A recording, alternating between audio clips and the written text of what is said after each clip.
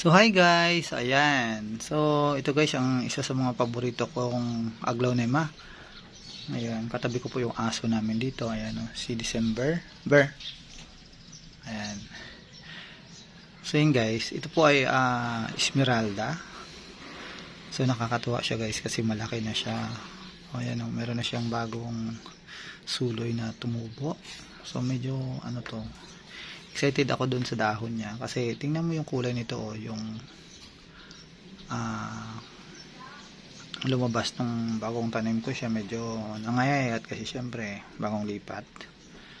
So as you can see naman medyo ano, so hindi ko alam kung anong next na ko magagaya niya ba yung kulay nito or ganito ang nakalabasan, pero feeling ko mga ganito siguro nalabas. So yun guys, so yan, i-update ko kayo dito. Pero ang alam ko, ang Esmeralda medyo kahit pa paano mataas ang ano ito sa mga ordinary aglaonema. And ayan, siguro ano, abangan natin ang mga susunod nitong mga leaves. Kasi sigurado mataba ito dahil medyo nilagyan ko ito ng may mga ano po ito